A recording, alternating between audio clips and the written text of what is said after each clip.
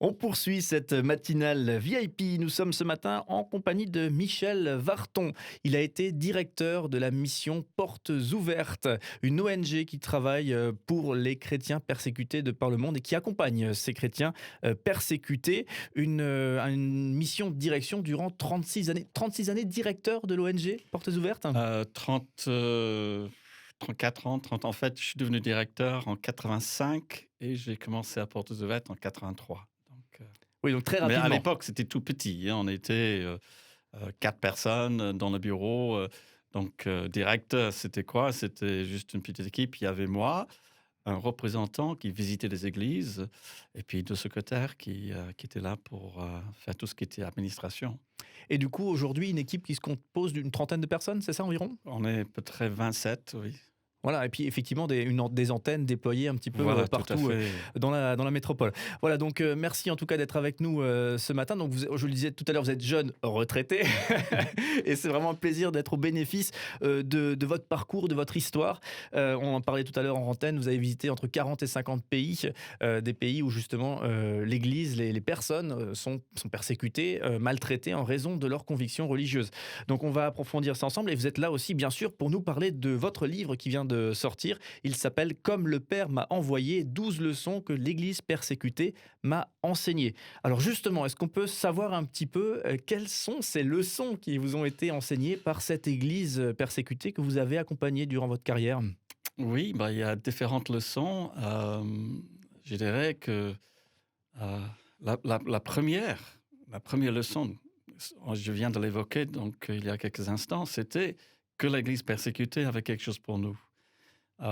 C'était en 83, j'ai fait mon premier voyage en Europe de l'Est. À l'époque, Portes Ouvertes, notre but était d'apporter des Bibles derrière le rideau de fer aux chrétiens persécutés en Europe de l'Est, en Union soviétique, et là, j'étais en Roumanie. Et j'étais là avec un collègue et on a passé toute une semaine à visiter les chrétiens pour préparer ces livraisons de Bible. Et à la fin de cette semaine, on doit rencontrer quelqu'un qui est un petit peu différent parce qu'en en fait, c'est un chrétien orthodoxe de l'Église orthodoxe roumaine, mais qui faisait partie, qui était un fondateur d'un mouvement de réveil très important qui à l'époque comptait plus de 500 000 personnes à l'intérieur de la Roumanie. Et donc c'était des orthodoxes qui vivaient la vraie foi et qui étaient persécutés. Et cet homme avait passé lui-même, je ne sais plus maintenant, 17 ans en prison pour sa foi. Et juste quelques mois avant, il avait encore été mis en prison.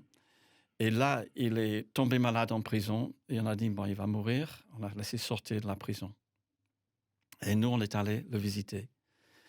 On a dû être passé en contrebande nous-mêmes pour aller voir cette personne et puis on le retrouve, en pyjama au bord de son lit et on lui parle et il raconte. Il dit: «Vous savez, je suis très malade, je suis obligé d'aller voir les médecins.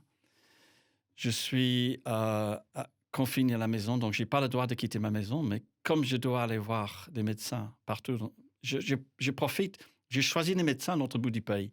Comme ça, quand je pars, je m'arrête et je visite les chrétiens, les encourage. Moi, je lui dis: «Mais monsieur, vous êtes âgé, vous êtes très malade. Est-ce que c'est pas maintenant le moment de vous arrêter?» Et j'étais jeune à l'époque, il me regarde, il dit: «Jeune homme, tu sais, quand on fait du pain, on prend du levain et le levain doit mourir pour que le pain vive, le pain devienne du pain.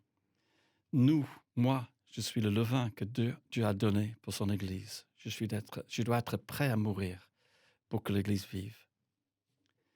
Et ce message, c'est juste quelques paroles. J'avais 28 ans, ça m'a parlé. Je dis: «Mais j'ai jamais entendu parler quelqu'un comme ça.» Moi, je venais des églises, je suis d'origine britannique, vous reconnaîtrez pas de mon accent. Je venais des églises, je m'avais formé pour être missionnaire, disciple. On m'a dit qu'il fallait connaître la Bible, prier, et cetera. Mais on m'a jamais dit que je devais donner ma vie pour que l'Église vive. Je pensais que Jésus était la seule personne qui est mort pour l'Église. Je le crois toujours. Mais le fait que l'évangile, l'engagement à Dieu pouvait me coûter ma vie, que je peux être appelé à servir, et que d'ailleurs, c'est normal que l'Église souffre. La persécution fait partie du chemin que Dieu a préparé pour son Église. Pour moi, j'avais jamais entendu parler de ça.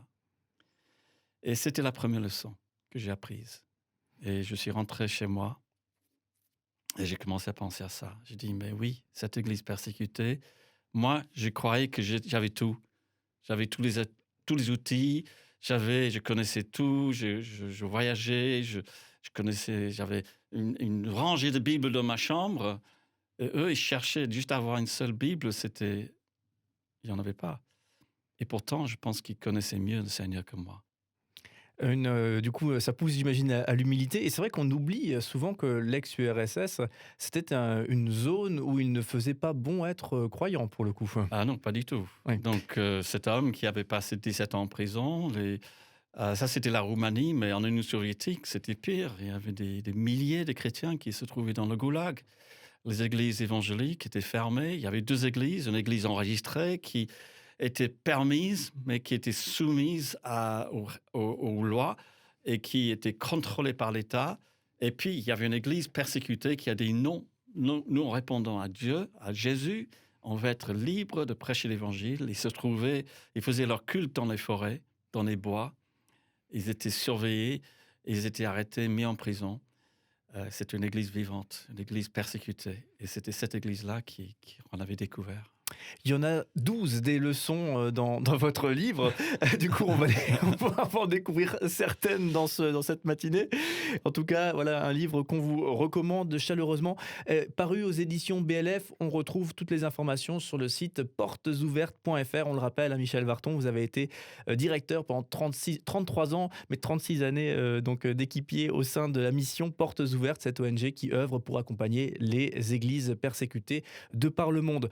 Aujourd'hui, alors on a l'information ici puisqu'on est au bénéfice du fameux index mondial de la persécution que l'ONG Portes Ouvertes fait paraître chaque année. Le pays, pour ceux qui ne savent pas, dans lequel c'est le plus terrible d'être croyant, c'est lequel aujourd'hui? C'est toujours la Corée du Nord. Depuis maintenant une vingtaine d'années, c'est numéro 1 sur l'index de persécution. Très bien, donc un index de persécution, là aussi, il faut absolument se renseigner là-dessus, parce que je crois que c'est des informations qui sont peu ou mal connu pour le coup, puisque est-ce que votre sentiment par rapport à ça, donc on parlait de l'Union soviétique tout à l'heure, hein, aujourd'hui, est-ce que c'est allé dans le bon sens? On a cette sensation aujourd'hui que c'est allé dans le bon sens, que finalement les libertés religieuses, voilà, tout doucement, on y accède un peu partout dans le monde, et j'imagine que c'est pas votre sentiment. Non, pas du tout. Et est-ce que, selon vous, on s'enfonce par rapport à ça? Oui, alors quand Portes Ouvertes a commencé, notre champ d'action, c'était surtout le monde communiste. C'était quand même à l'époque une grande partie du monde. Il y avait l'Union soviétique, la Chine, des pays comme le Vietnam, des pays communistes un peu partout dans le monde. Mais aujourd'hui, la persécution s'étend sur, l'année dernière, on parlait de 72-73 pays. Et c'est pas que le communisme, il y a l'islam, il y a le bouddhisme, il y a l'hindouisme en Inde. Et donc, c'est devenu un problème planétaire. Et la persécution n'a pas diminué depuis qu'on est à Portes Ouvertes, c'est le contraire. Ça s'étend vers de nouveaux pays. Et aujourd'hui, on voit par exemple en Afrique, juste un exemple, le Burkina Faso, qui est un pays où, jusqu'à il y a 2-3 années, personne ne parlait de la persécution. Aujourd'hui, juste ce week-end, de nouveau, un attentat dans une église dans ce pays où les djihadistes sont venus tuer les chrétiens. Donc, de plus en plus de pays autour du monde où on vit la persécution. On approfondira ce sujet avec vous tout à l'heure, et comme dit, il reste 11 leçons à découvrir. On n'en parlera pas toutes aujourd'hui, hein, mais on va encore en effleurer peut-être l'une ou l'autre. 11 leçons que vous-même vous avez tirées, puisque c'est des leçons qu'on retrouve dans votre ouvrage, dans votre livre qui vient de paraître. Il s'appelle ce livre « Comme le Père m'a envoyé, 12 leçons que l'Église persécutée m'a enseignées ». Michel Varton, restez bien avec nous. Vous êtes notre invité VIP pour toute cette matinée.